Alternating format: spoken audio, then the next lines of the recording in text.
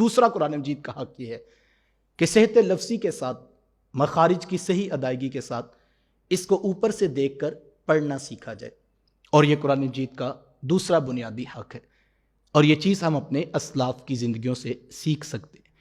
صحابہ بڑا خوبصورت قرآن پڑھا کرتے تھے، اور یار وہ پڑھتے بھی کیوں نہ، انہوں نے قرآن سیکھا بھی تو صاحب قرآن سے تھا نا۔ جتنا کامل استاد ہوتا ہے شاگرد بھی تو اتنے کامل ہوتے ہیں۔ تو کیا خیال ہے جن کے استاذ المکرم امام الانبیاء صلی اللہ علیہ وسلم ہوں گے تو پھر کتنا خوبصورت قرآن پڑھتے ہوں گے۔ اور ایسے ایسے خوش قسمت لوگ تھے، حضرت عبداللہ ابن مسعود رضی اللہ تعالیٰ عنہ، حضرت ابی بن کعب رضی اللہ تعالیٰ عنہ، اور حضرت ابی بن کعب رضی اللہ تعالیٰ عنہ تو یہ تو وہ خوش قسمت صحابی رسول ہیں کہ جب حضور علیہ السلام کے پاس کوئی نیا شخص دور دراز دیہات سے سفر کر کے آتا اور آ کر عرض کرتا کہ حضور میں قرآن سیکھنا چاہتا ہوں، تو حضور پورے اعتماد اور فخر کے ساتھ فرماتے کہ اس شخص کو ابی بن کعب کے پاس لے جاؤ۔ سند تھے وہ اس میدان میں کہ ان کو ان کے پاس لے جاؤ اور ان کو کہو ان کو قرآن پڑھنا سکھا دے۔ ایک دن اللہ کے رسول صلی اللہ علیہ وآلہ وسلم بازار کی گلی سے گزر رہے تھے کہ چلتے چلتے حضرت ابی بن کعب رضی اللہ تعالیٰ عنہ کا گھر آ گیا۔ یہ گھر میں بیٹھے تلاوت قرآن مجید کر رہے تھے کہ گلی سے حضور علیہ السلام کا گزر ہوا۔ آقا کریم علیہ السلام نے جب ان کی تلاوت کی آواز سنی تو میرے حضور وہیں پہ کھڑے ہو کر قرآن سننے لگے۔ کیسا خوش قسمت وہ شخص ہوگا جس کا قرآن اللہ کے رسول سن رہے ہیں۔ جب صبح ملاقات ہوئی تو حضور فرمایا کہ ابی آپ قرآن بڑا خوبصورت پڑھتے ہیں۔ عرض کی حضور آپ کو کیسے پتہ چلا؟ حضور فرمایا کہ رات آپ کے گھر کے قریب سے گزر ہوا تھا اور آپ کے قرآن پڑھنے کی آواز آ رہی تھی۔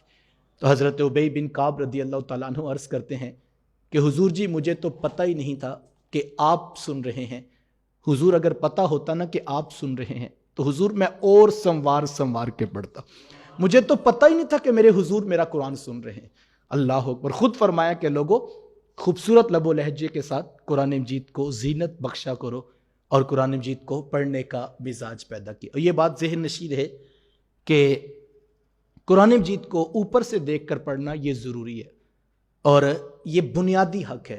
آپ کی اس بات کا انکار نہیں ہے کہ آپ ترجمہ پڑھیں گے، کسی بھی زبان میں آپ سیکھیں گے تو آپ شاید آپ کی انڈرسٹینڈنگ اور ہو جائے اور آپ کو شاید بات زیادہ سمجھ آئے، لیکن یہ بات ذہن نشین ہے کہ قرآن مجید کے جو الفاظ ہیں یہ رب کے نازل کردہ ہے، اور جتنے بھی تراجم ہوں گے بڑی سے بڑی زبان میں ہو جائیں تو وہ کبھی بھی ان لفظوں کا مقابلہ نہیں کر سکتے جو رب نے عطا کیے ہوئے۔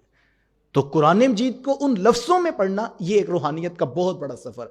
علامہ اقبال علیہ رحمہ جیسی شخصیت قرآن مجید کو جب تلاوت کیا کرتے تو آنکھوں میں اتنے آنسو آ جاتے کہ قرآن مجید کے اوراق بھیگ جایا کرتے۔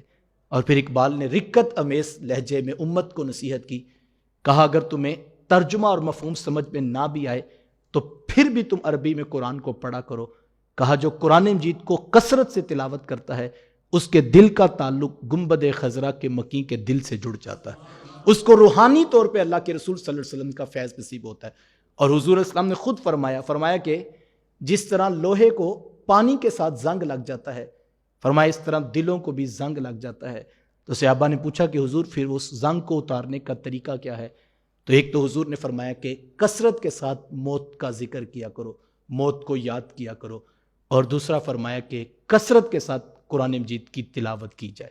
تو اگر انسان تلاوت کا مزاج بنا لے تو اس تلاوت کے ساتھ بھی دلوں کے زنگ اترتے ہیں، اور یہ نسخہ کیمیا ہمیں دیا گیا ہے